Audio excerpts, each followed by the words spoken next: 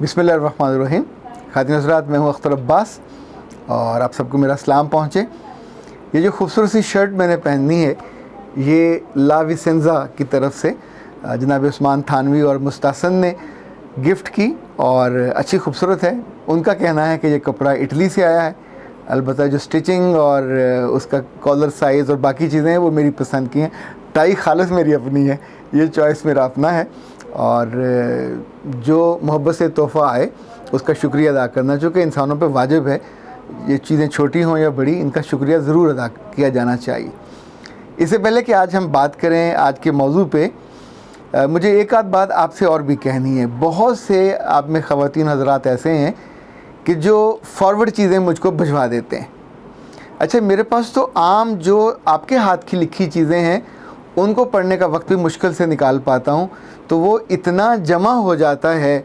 Like कुछ लोग हैं जिन्होंने सिर्फ़ एक अस्सलाम वालेकुम लिख के रखा हुआ है और उन्होंने दिन में 2 दफ़ा ठक ठक उसको सेंड किए जाना। अल्लाह जाने वो क्या ये मसला है।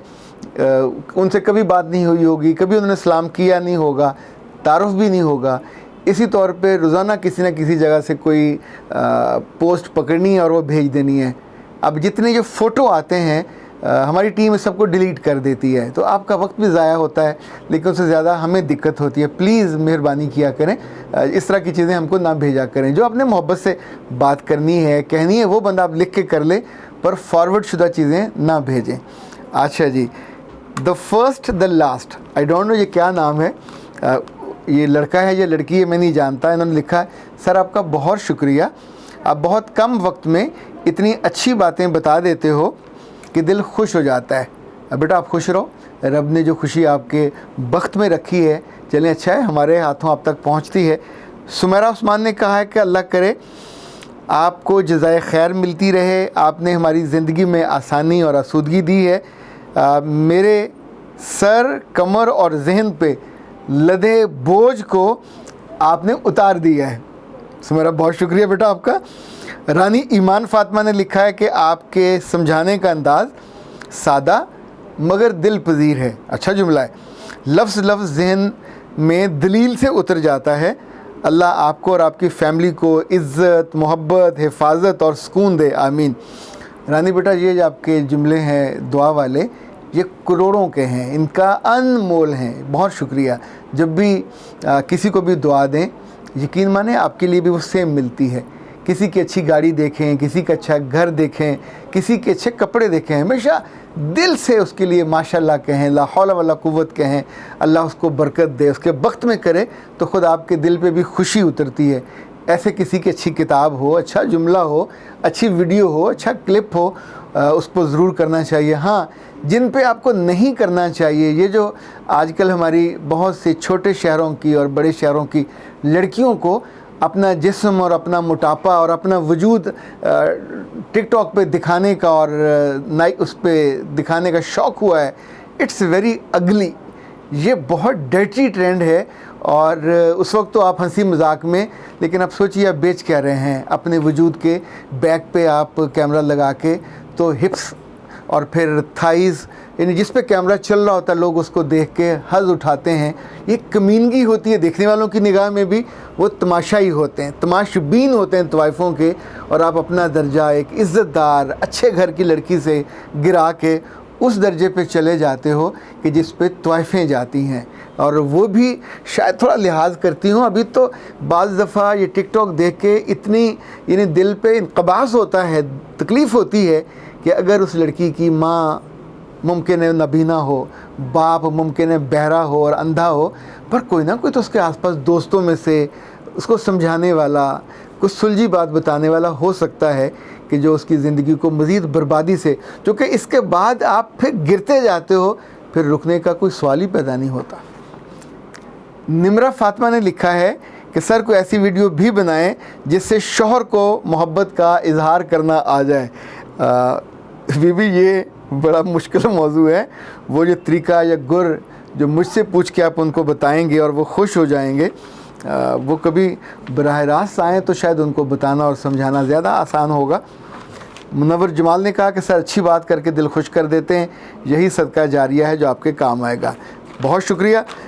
इस तरह के सैकड़ों नहीं है, हज़ारों कमेंट्स होते हैं जिसमें मोहब्बत का इजहार होता है और तारीफ़ होती है, पर हम उनको सेंसर कर देते हैं। ज़ाहिर है अपनी तस्वीर भी अच्छी लगती है, अपनी तहरीर भी अच्छी लगती है, अपनी तारीफ़ भी अच्छी लगती है, पर इंसान को किसी जगह हदबंदी करनी होती है। ये जब मैं आपको चीज़ें पढ़ के सुना रहा हूँ तो इनफैक्ट वो दुआओं के लिए, वो जो उनके कॉम्प्लीमेंट्स हैं कि जिसमें उनकी ज़िंदगी में अगर किसी ने ये कहा आपकी शक्ल अच्छी है, आपकी आवाज़ अच्छी है, आपकी सूरत अच्छी है, तो वो मैंने आपको नहीं बताई। इस तरह की चीज़ें बाज़ दफ़ा ख्वार भी करती हैं, ख़राब भी करती हैं, पर ये जो दिल से निकले जुमले होते हैं ये अच्छे पॉजिटिव होते हैं।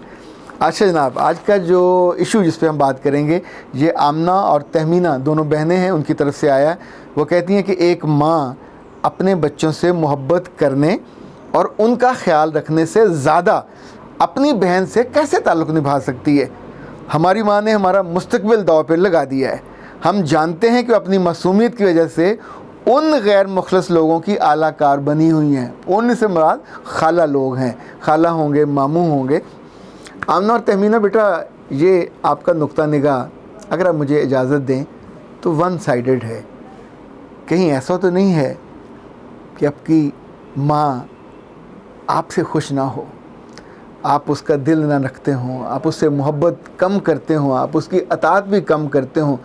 ये सिर्फ़ मुतालबे करने वाले लोग या रिश्ते या इवन सगी औलाद भी हो, ये भी दिल का बोझ बन जाती है, दिल का ज़ख़म बन जाते हैं।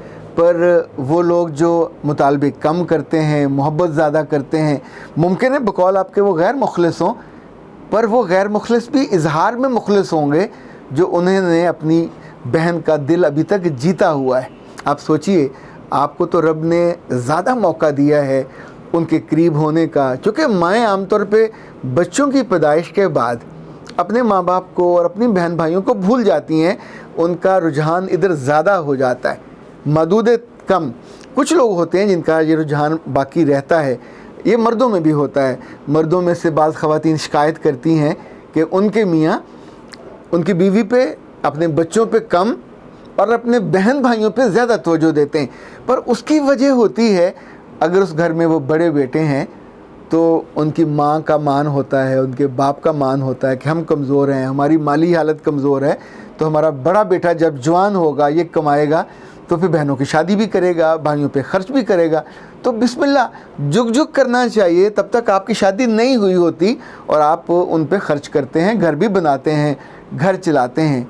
पर जो बैलेंस चीज़ हमें सीखनी है, मर्द हो या औरत, ये दोनों को सीखना चाहिए कि जब रब ने आपका ख़ानदान शुरू कर दिया और आप उसके सरबराह हो गए, तो फिर जो पिछला ख़ानदान है बहनों का, भाइयों का, अब वो आप उसके बड़े नहीं रहे, आप उसके ज़िम्मेदार नहीं हैं। उस घर में आपकी वालदा है, वालिद हैं, अल्लाह उनका रिस्क भी देता होगा। उस घर में अगर भाई की शादी हो गई है तो ज़ाहिर है उसका सिलसिला भी चलता होगा।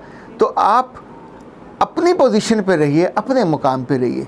अगर आपकी वालदा अपने बच्चों का हक मार के या हक दबा के या उसको इग्नोर करके अपनी बहनों और उनके बच्चों का ज़्यादा ख्याल करती हैं, तो मुमकिन है कुछ वक्त के बाद उन्हें ये महसूस हो उनके लिए मोहब्बत कम है, उनकी चीज़ों, तोहफ़ों या ये उन पे जो लुटाते हैं मुमकिन है उसकी कशिश ज़्यादा हो। पर दूसरी सूरत भी हो सकती है कि उनकी बहनें और उनके भाई जेन्युइन दिल से मोहब्बत करते हों। देखिए, ये मोहब्बत है, ये जालिम गूंगी नहीं होती, ये तो मुंह से बोलती है। इसकी तो खुशबू होती है, इसका एहसास होता है जो आपको तवाना कर देती है। ये दुनिया अगर गैर मुखलिस लोगों से भरी होती, यकीन माने जहाँ ज़िंदगी ना होती। यहाँ रोज़ नई औलादें पैदा होती हैं, नए ख़ानदान बनते हैं, सोसाइटी और मजबूत होती है, खूबसूरत होती है। सारे रिश्ते बुरे थोड़ी होते हैं, पर कहीं कहीं जब हम बैलेंस नहीं रख पाते और अपनी ज़िंदगी में से तवाज़न निकालते हैं, चाहे वो रिश्तों का हो, चाहे वो तोहफ़ों का हो, चाहे वो मोहब्बत का हो। मुझे तो लगता है आमना और तहमीना बेटा, मुझे आपसे कहना है कि जब कल आपकी शादियां हों तो फिर आप भी डिसबैलेंस मत होइएगा। तवाज़न आप भी रखिएगा अपनी माँ के साथ, अपने बहन भाइयों के साथ, और फिर जो आपके अपने बच्चे होंगे। तवाज़न ही खूबसूरती है, तवाज़न ही उम्दगी है। ये जो जुमला आपने कहा उन गैर मुख्तलिस लोगों, देखिए आपकी वो सगी खालाएँ हैं, सगे मामू हैं, अपने अजीज़ों के बारे में इस तरह का जुमला, मुमकिन है आप उसमें हक बजानिब हो, पर मुझसे तो हज़म नहीं हुआ। मुझे तो लगा ये जुमला नहीं कहना चाहिए था। आज आप कहोगे, कल आपके बच्चे भी कहेंगे, और फिर रिश्ते टूटते कटते जाएंगे। अकेले रह के ज़िंदगी बसर नहीं की जा सकती। अख्तर अब्बास को इजाज़त दीजिए। अस्सलाम वालेकुम।